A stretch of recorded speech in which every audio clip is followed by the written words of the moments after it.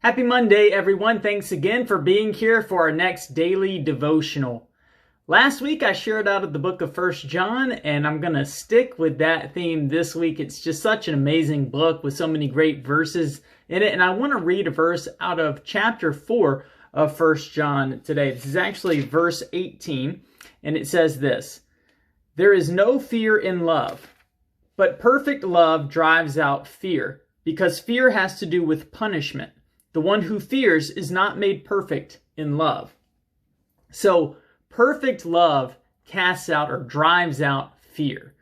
Well, that is an amazing verse. And of course, this is talking about God's perfect love. Because when we think about the love that we have, the love that I demonstrate, I know that the love that I show towards others is not perfect love. The love that I show towards God is not perfect love. It is God's perfect love towards us that is able to cast out the fear.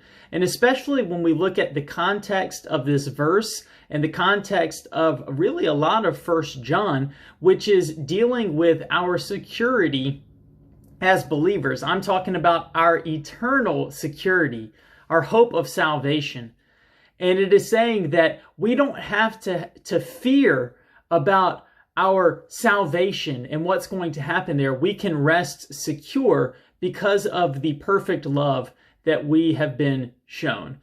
And as I was reading that this week, I was really thinking about it this way. This was the thought that came to my head. I was just thinking about how if my salvation depended upon how great my faith was, I'd be in big trouble. There are moments where I have a lot of faith, but my faith is not perfect. It has its ups and downs and has some bad moments thrown in there. And so I was just thinking, man, if it was about how well I love God or about how faithful I am to Him, I really would not have any hope. I could have no confidence, no security in my salvation.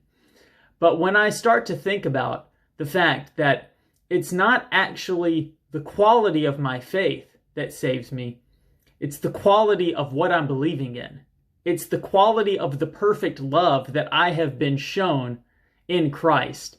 And that is just such a tremendous relief. That gives me such confidence that my salvation rests not in myself, but in His finished work. So I hope that that is an encouragement to you today, that you will find rest and comfort in that fact that Jesus has done all of the work. He has loved us perfectly, and now we get to respond back to that.